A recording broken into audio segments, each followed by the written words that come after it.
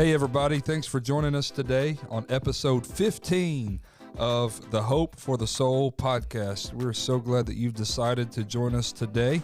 I'm Trent Smith, and across the table from me is my dad, Kent Smith. And if you're watching today on social media or conroechurch.live, we want to thank you for watching. But as always, we would love for you to subscribe to Hope for the Soul on Spotify or Apple Podcasts. Our goal here is just to provide weekly content for you that gives you encouragement and gives you hope for a better tomorrow, and to remind you that Jesus is the better option for whatever you're going through. It's our desire that you would feel hope while you listen to this episode. Dad, today, what are we talking about? Well, before we talk about what we're going to talk about, I want to talk about something that I've been wanting to talk about. Okay. And that is, scientifically, it's proven now to the people who've been listening to Hope for the Soul podcast. We're all about the science.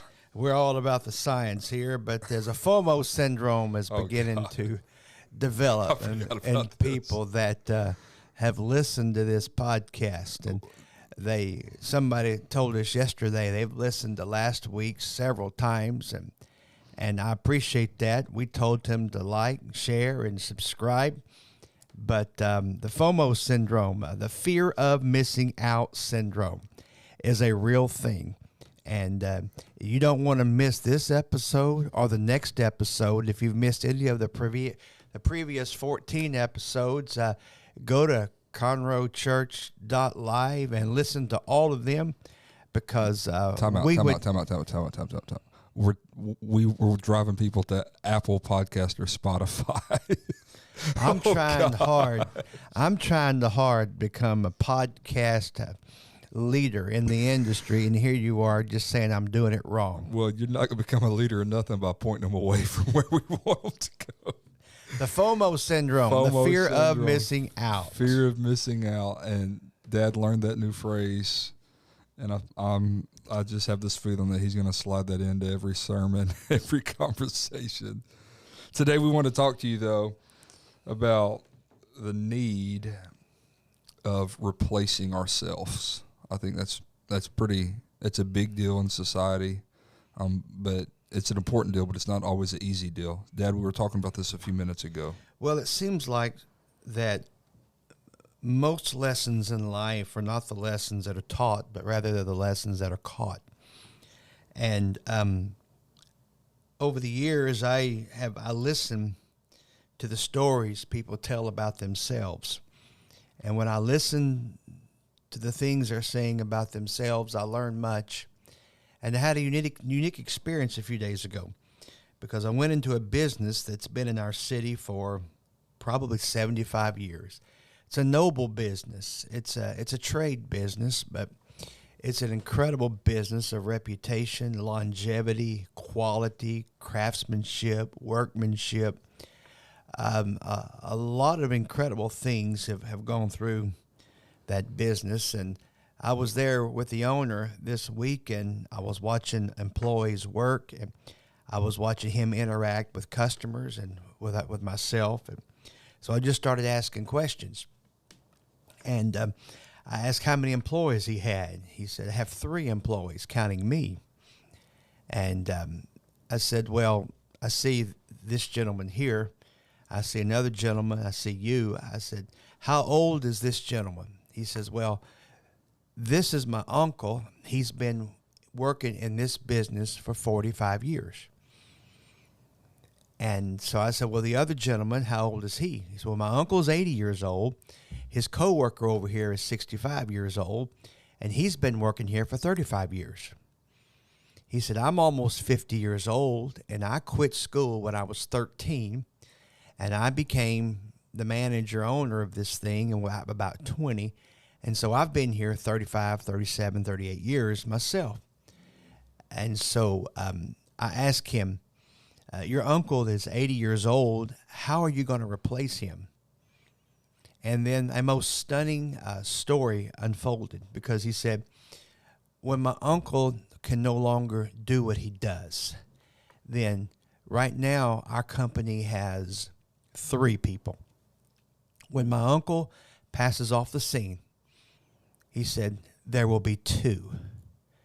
And when my other employee that's been here 35 years, that is 65 years old, when he passes off of the scene, there will be 1.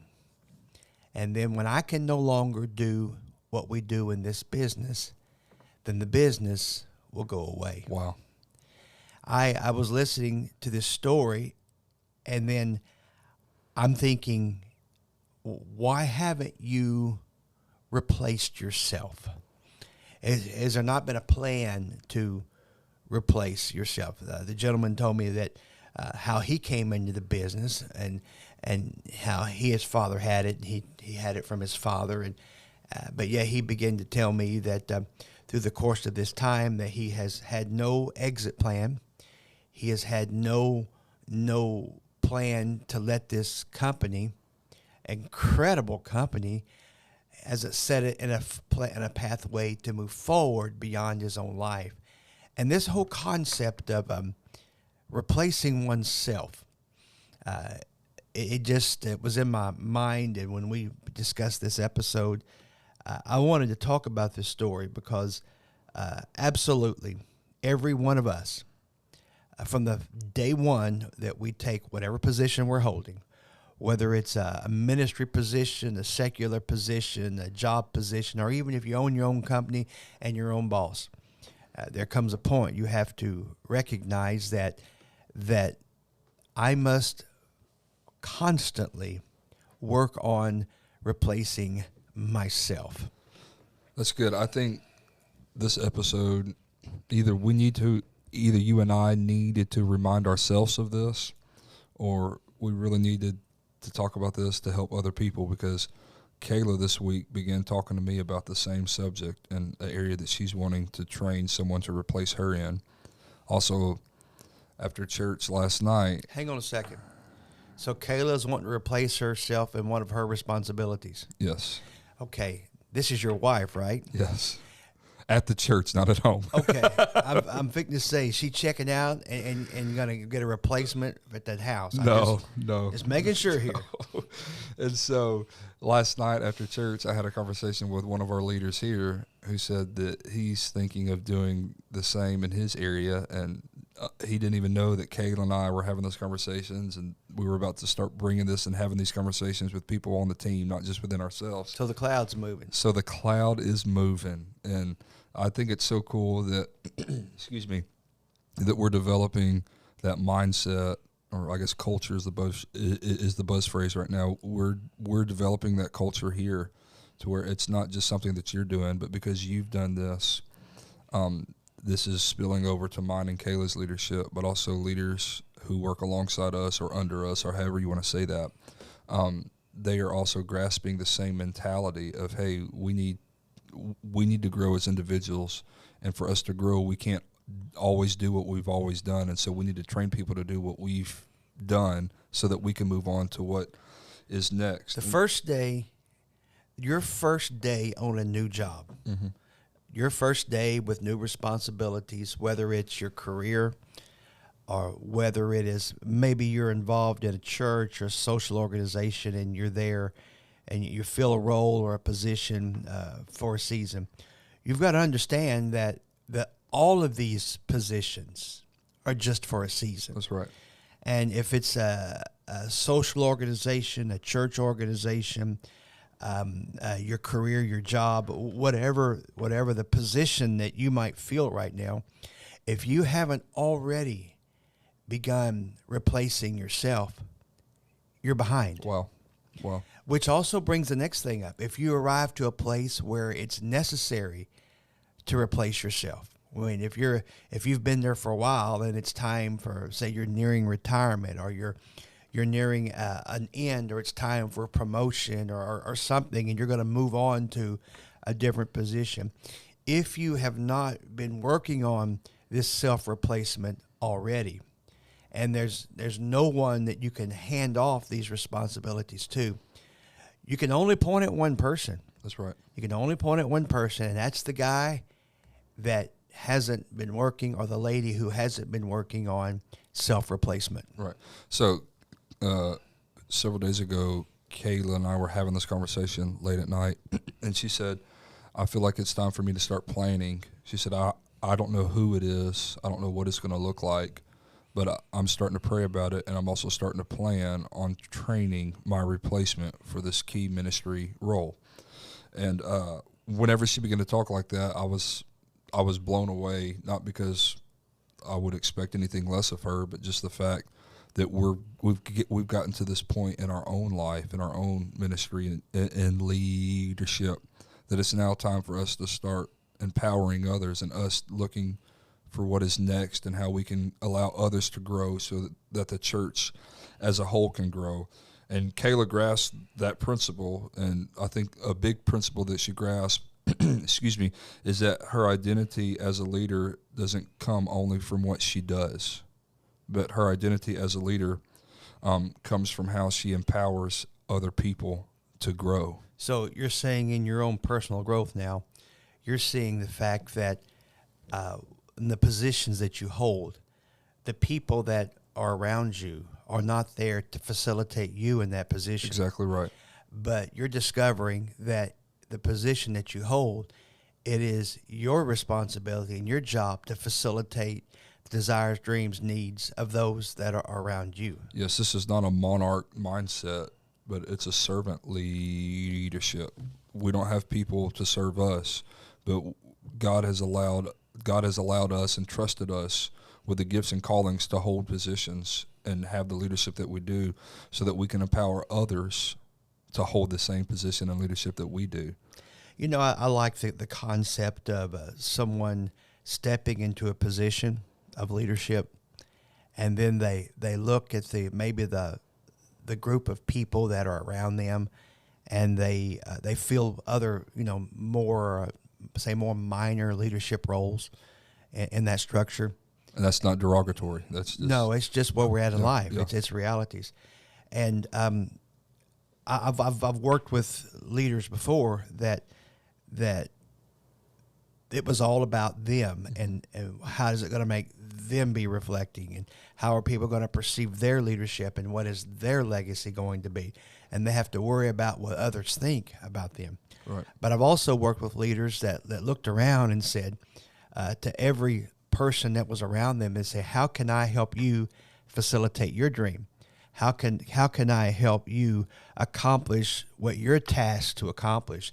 And if a leader understands that his job is not to be served, but rather it's his job to help the sub-leaders. I don't know. There's probably a much better term for this. Yeah.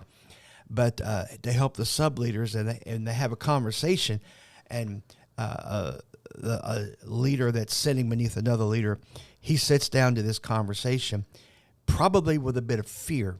So what's the boss going to say? And I promise you, anytime the boss says, how can I help you get to where you want to be? That's a good boss. Suddenly, there's a dynamic that's placed on the table that is absolutely incredible. That senior leader recognizes that leadership is like a ladder. There's always someone on the rung above you, and there's always someone on the rung beneath you. And I think this is where, as believers, as Christians, this is where the golden rule comes into effect. How you treat the person on the step above you might be how the person beneath you treats you one day. And vice versa. And vice versa. That's so critical. That's so true. So I just think this is the golden. We hadn't talked about the golden rule. That might be a whole episode that we can do. I thought we've talked about it a few times. Never. I don't know. We've done 15. We're 15 episodes in now, so who knows? If we've gone 15 episodes without talking about the golden rule, I don't think we have, Dad. We've gone way too long. There you go. Because it's one of your candy sticks. That's the absolute. I don't want to get hung up here. That is the absolute single most important leadership principle that you can find. Doing to others as you would have them doing to you. But move right along now, because we want to. We'll have to revisit that. Let's chase that cloud a different day. So we're talking today about replacing ourselves. There's principles This is a humongous topic that we can spend a series. We can spend a whole 3 or 4 episodes or more on this one topic. But I came up with a couple points today that I've observed from you and others that I think is super important, and it's the principles of replacing yourself. Number one, it's the principle of growth. The principle of growth, and that is that you cannot train other leaders to replace you if you are living in your comfort zone. Oh, ouch. You can't replace others if you're comfortable. Effectively equipping others only takes place when we ourselves are living in the uncomfortable dimension of growth. You know, in ministry, we as pastors, we live in a changing, evolving society, but yet we're charged with making sure principles of truth carry on. Right. So anytime that there's any sort of change from past to new things, it becomes like a battlefield. Yeah. And you see it personified with, say, the music at church. Oh, man. You remember the old song, new song war. Yeah. Song leader versus worship leader. And you know what? The old song, the new song people are going to win, and here's the reason. The old song people are going to all die. Wow. And that's just the way it is. Wow. And then the new song people, our bunch now that are embracing of some of this new stuff, we're gonna pass on. Yeah. And who knows? Banjos and spoons might come back 30 years from now. Washboards. Who knows? That stuff might come back, and if it does, praise the Lord. But there will be a war because that will be considered compromise because that's not the way that it was. And so in ministry, around church settings, and not even just church and ministry, but secular settings, we're charged with making sure that we hang on to core values and core principles. And hanging on to core values and core principles, sometimes we mistake the values and principles of the ideology that is non-negotiable. We mistake the methodology and the peopleology as being irreplaceable. In other words, I'm here, bless God, and I'm going to be here forever, and ain't nothing going to change. Well, what you're doing is you're creating an environment where you're right. Nothing's going to change. And the world's going to move beyond you. And you're going to look around one day and realize, how do I catch up with all those other people? We're even beginning to see this in our church right now, just talking of music. We now have children, or not children, they're young people joining the worship team at our church, singing on the same team with their parents. And as a ministry, we might have to evaluate how long are we going to expect the 14-year-olds to sing the same songs as their parents, and when will we allow and shift again for the parents to start singing the songs of the 14-year-olds? It's a never-ending But it's cycle. not just music. It's, Right. It's in every department. Yep. And we would be fools to try to cling to 1975 processes or 2010 or 2010 processes when everything is changing about our worlds. That's I mean, right. Our kitchens are different, our communications are different, our cars are different. Yep. Everything is different. And so when you begin to realize that we're in a constantly moving society, we've got to be willing to make self-adjustments in ourselves. And so if we think it's about us and we're not willing to say, you know what, this crowd that's coming on is going to take it further than I can take it. If I am thinking that this structure cannot go any further than me, well, it's not going very far, because the little place that I feel in this world is pretty small. Wow. No matter how big I feel about myself, no matter how important a leader feels about themselves, they really only feel a very small footprint. Wow. And they've got to realize that this world is going to move on, and we've got to train and equip and help people to grow. And when we're passing on, if we have not replaced ourselves, if we've not put in trust and authority for someone else to make things happen, then we'll be like my friends in the business. Wow. That when I pass, so will the business. Wow. So I think that's why I think I can't talk. My goodness. I think it's important for us to remind ourselves, but also remind those who are listening today, that any leader, any business, any church, any fill in the blank, any family that's you just fill in the blank, any group of people that's continuously moving forward and growing, they are not staying comfortable for long. Absolutely. Growth is uncomfortable. And one thing, I use a term, and I'm certain there is a secular term that is much better for this. But you ever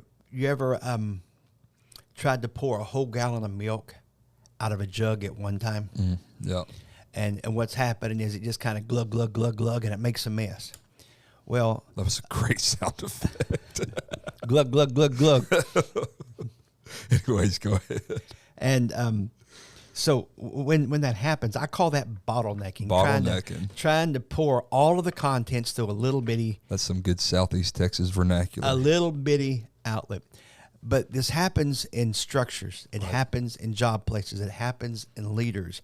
It happens in people because we tend to cling to our things, and we want everything to pass through our hands. And it's very easy for a leader to not trust other leaders with the ability to make the decision. We've had people before say, I'm gonna miss church next week, so I'm the choir leader, so we can't have choir because I'm gonna miss. No. No. If the choir leader has to miss, and the choir can't sing because the choir leader's not there, there's 2 or 3 things are wrong here. First off, you got the wrong choir leader, and probably you got the wrong pastor, because the pastor shouldn't let that happen. Wow. Because if the pastor's not going to be there, do you just dismiss church? Yeah. Do you just not have a service? Yeah. Because you find ways to substitute or let someone else fill that role. And by letting them fill the role in small increments, one day they can fill the role on a macro level. And what this also does, we really have to move on because we're still on point number 1 and we have 7 minutes. But what this does is we discovered this is going back to music. We discovered that this is why we started not demanding, but we started strongly encouraging and setting the tone that no matter who's playing what instrument, no matter who's singing what song, no matter who the soloist is, or I guess whoever the worship leader is, every time we do this song, it's going to be done this way.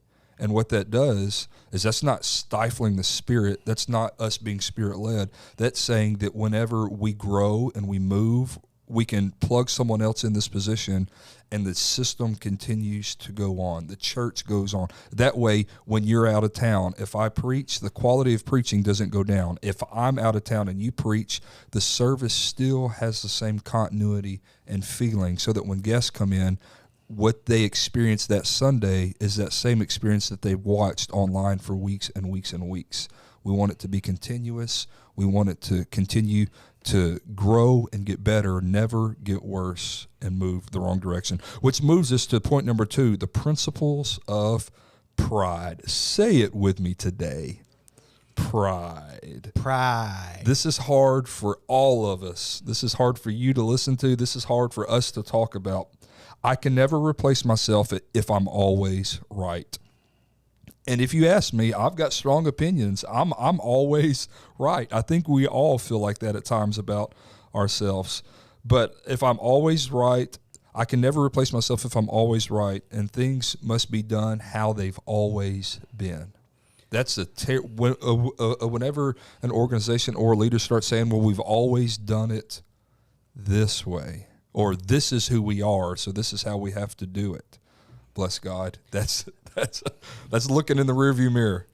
At some point, every organization, every group, every people group, every church, every company have to go through a process of redefining themselves. Right. And redefining yourself, holding on to core principles. And along with that will come the moment that you may have to accept the fact that maybe my way is not the best way, and maybe there is a better way to do this. Right. But when we have these discussions, we feel anger, and we feel angst rise up in our spirits. because suddenly we feel an attack on our pride. Because we feel threatened that our ways and our processes are about to be set aside. I've watched this, Dad, and let me just go ahead and make this disclaimer. We've got 4 minutes left, and we have a lot of episodes, so if you're watching, in about 3 or 4 minutes, the video is going to stop, but the audio is going to keep on going, okay? So we're going over our 30-minute mark today. We're long-winded today, but this is what I've noticed with you, Dad, is you've given space for change to happen. And that speaks that maybe you weren't always comfortable with change, but you knew things couldn't always stay the same. And you've allowed room for questions to be asked. You've allowed room for things to change. And if it doesn't work, we can always go back to what we know has worked in the past. So we're going to keep going, right? Yes. Okay, we're going to keep talking. We're going to keep talking. We're going over 30 minutes. I can remember when we had a Christmas program, and for that program, all the chairs came off of the stage. Yeah. And which was okay. I'm okay with that. But when chairs is what you're talking I'm about, talking right? about the preacher thrones up there, the fancy chairs. Yeah. Where the preachers could look out over the crowd. Got to and make sure they're worshiping. could howl and scowl, and but when we redecorated the stage and put things back together for the first of the year, and we started moving forward, my chair didn't go back on the stage, and that was an emotional thing, because for 20 years, I've had my chair and my position. I mean, I was so rooted in my position that I have a personal speaker hanging out of the ceiling that was pointing right at me so I could have it just like I wanted it. Wow. Okay. I still have my speaker that's hanging up there, but it's not even turned on because there's nobody up there to listen to it anymore. It's rerouted now for something else. The speaker's just hanging there, but we're not even using the channel for that. Hey, we got a good speaker for sale if you need a good Yamaha speaker. Anyway, suddenly it dawned on me, well, bless God, the preacher's got to be on the stage. Well, why? Yeah. And then, there's some things that are indisputable. They're non-negotiable. Right, doctor. But me as a pastor sitting on the stage, watching out,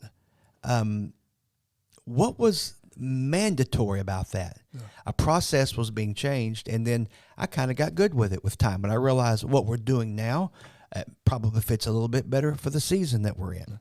You get to sit by Mom now in church. Yeah, I have to behave. You got to behave. So I think that when we let go of our pride, it allows us to give space for change. Obviously, the questions being asked, but just what you talked about, it allows us to stay current or let go of outdated practices. Another thing pride doesn't let us do, pride in a leader many times doesn't allow the credit to go beyond the leader, behind ourselves. As a leader, I've got to be willing to let the successes of other people be spotlighted, and realizing that if this is a successful thing, it's not because of me. A lot of times, this is a real tough principle for prideful old men to accept, that sometimes successful things happen around a ministry or an organization that didn't happen because of us, but they happened in spite of us. Wow. If you're watching, once again, in about 30 seconds, the video is going to freeze, but the audio is going to keep going. This is why we want you to go to Apple Podcast or Spotify. So that's so good. I think that's one thing that if you're going to demand that you get the credit for all the success that you're just talking about, then you also have to take credit for the failures. Oh, absolutely. But when we're pride driven, we only accept the successes. Wow. We don't accept the failures. We want to push those negative things to someone else. And we're not talking about other people. We're talking about ourselves today. We want that to be Absolutely. clear, that this is not a conversation about others. This is a conversation about ourselves, our human nature collectively. How can we ever replace ourselves in whatever position we hold if we think it's all about us? Wow. If we're caught up in our own prides, how can we ever have the attitude that John the Baptist had where Jesus was concerned, where John the Baptist said, I must decrease. He must increase. Dad, you're spitting fire today. We must get control of our pride. Number 3, the principle of perspective. Dad, we were talking a few minutes ago, and you reminded me of several years ago. I think I was a kid. We went out. I think it was a day lease. We were hunting or something, or maybe it was a deer lease that we were on, and we were riding around with the owner of the ranch.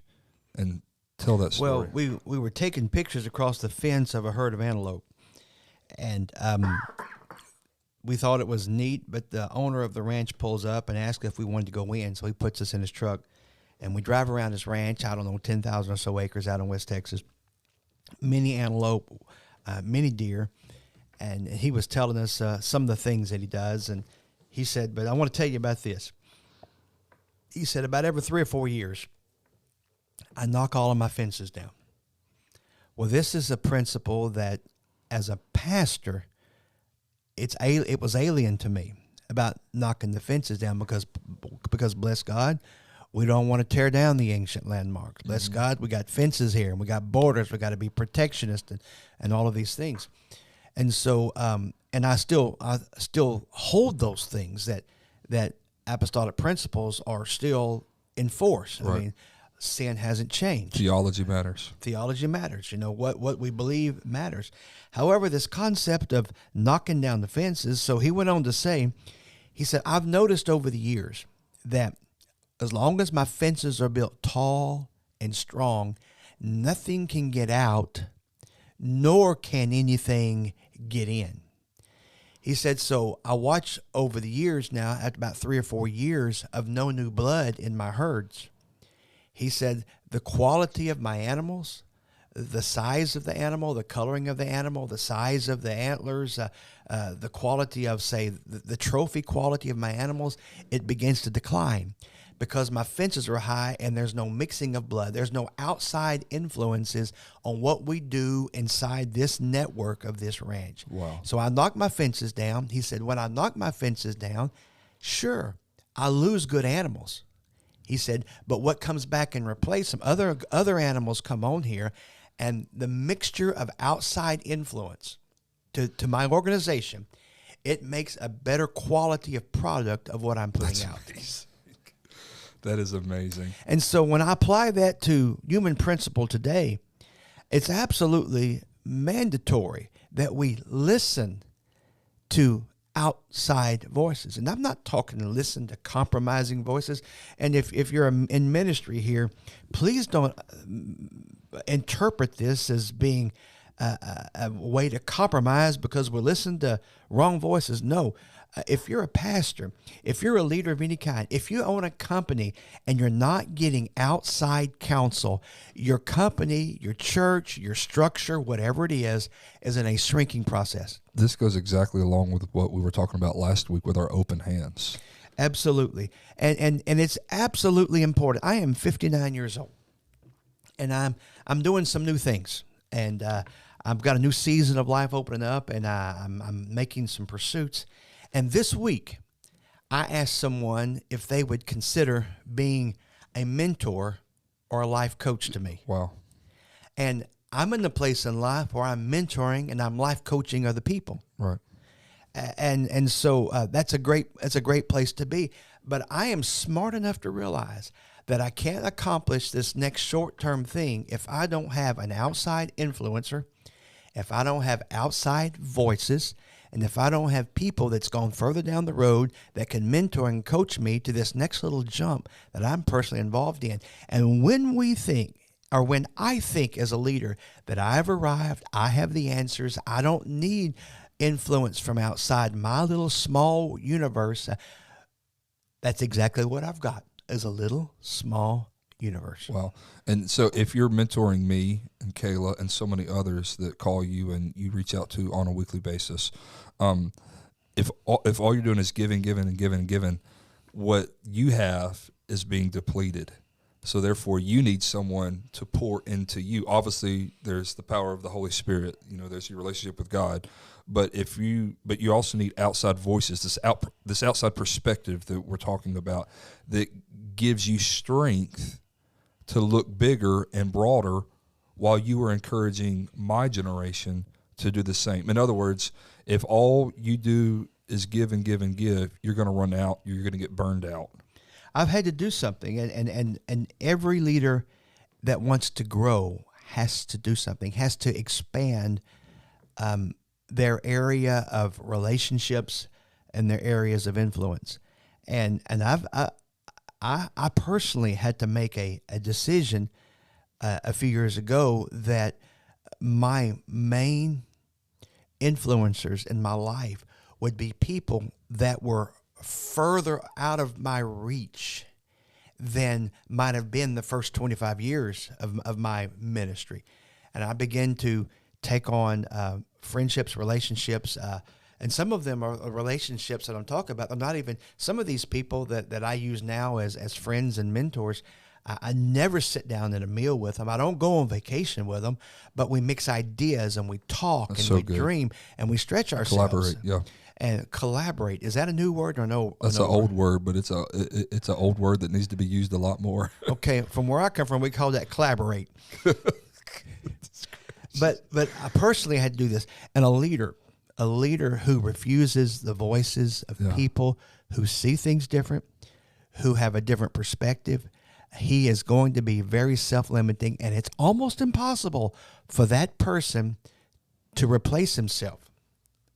I think it's very important that we say right here that it's a lot easier for us to talk about this than it was for you and I to actually tear the fences down in our life. So as a leader, you and I, we're in this process now where over years you are going to, you're replacing me. But what has to happen as a leader has to decide that I'm going to, at some point, begin this process of replacing myself. And we have to have an understanding of what replacing myself really is. Because I don't need somebody here to do the stuff I can't do anymore to keep me propped up. Right. That's self-fulfilling, but it's not organizational fulfilling. Right. I've got to realize as a leader that I've got to find a way to get trustworthy young men that can take on the responsibility, that can carry it forward. And young ladies. Oh, young ladies, absolutely. And they can carry the dream forward. That's right. Not propping me up, because when I understand that the people in this influence, if you have a job, you have a company, you're a leader, if you will let the people around you grow and their dreams come to pass, what will happen is one day they're going to all begin to rise. The level of the pond's going to come up. But guess what? If you're willing to trust them and allow them to go forward, they may put you in some role where maybe you're not quite making all the decisions that you used to make. If you work yourself out of a job, you've been successful. But remember this, if you trust and love them and allow them to become, as they raise up, you're not going to be forgotten about, because the higher that this organization floats, they're still going to hold you in esteem, and you're only going to be higher. I think, Dad, it's called legacy. Exactly. Whenever I saw you reading books on transition, before we ever even had our major conversations about a transition taking place here, when I saw you reading books on transition, when I heard you talking to your friends, that some of them you go and hang out with, you drive or you go to them or they come to you. Others of them you just talk on text and phone call and FaceTime, however you do that. But when I saw and heard those conversations, it meant so much to me that you were willing to not just work yourself out of a job, but you were willing to do it with a bigger perspective than what is just yours. You wanted different ideas, people who had done this before and maybe even done it a lot differently than we have done it or are doing it. You wanted to enlarge your perspective. That made my respect for you grow so much, because that let me know that you're not looking out for yourself here. You're not even looking out for me here. You're looking out for the future of Conroe Church. You're looking out for not just your grandkids, but the other kids. You're looking out for the people who don't even come to church here yet. You recognize that this is only successful if it lasts longer than you and I last. This isn't my kingdom. Exactly. And people make reference to, well, I go to the Smith's church. No. Mm-mm. No.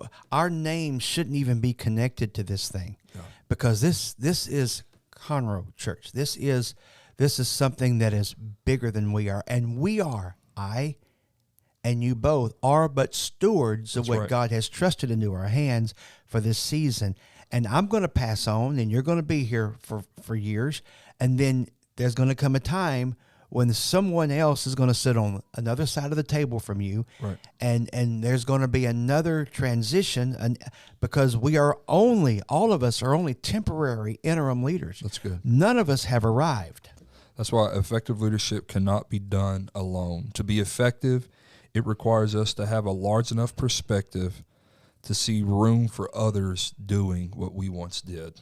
My job is to make sure that people around us can see their dreams come true. Yeah, yeah. That's so good. Or sometimes their dreams can't come true because they don't have a good vision of self, and help people realize, what is my giftings? What are my callings? And getting the right people in the right place. I've tried too many times to put a square peg in a round hole. It doesn't work. But if I, as a leader, can find the people that I can trust and empower to replace me, and then some other people in the process that can replace the people that are replacing me, then there's a whole system, a whole network that's going to grow. And it can't be about my prides. It can't be about what I want to control. It can't be about what any given leader wants to hold on to personal legacy. Because sadly, well, the grim reality is this: we all pass off the scene. Right, right. So good. And so leadership is not about going through life, your career or ministry. This is exactly what you just said, but I just want to reiterate this in a different wording.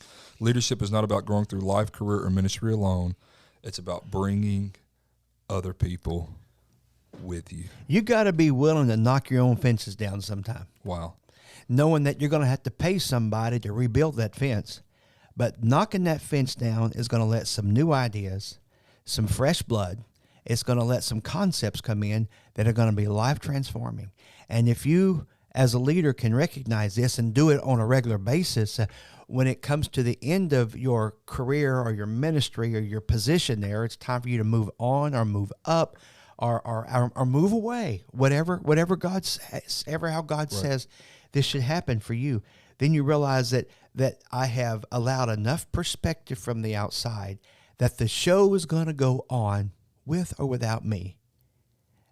That is great. Because the show is not about me. That's so good. We have gone 42 minutes, about 12 minutes longer than we normally go. We got long-winded today, but we hope you enjoyed this episode of the Hope for the Soul podcast. Episode 15 didn't let down, I don't think. And remember, if you stuck with us all 42 minutes, you do have a bad case of the FOMO syndrome. FOMO, Fear of missing out syndrome. Awesome. Guys, thanks so much for tuning in. Come back next week for episode 16 of Hope for the Soul. And as always, rate, review, subscribe, and please share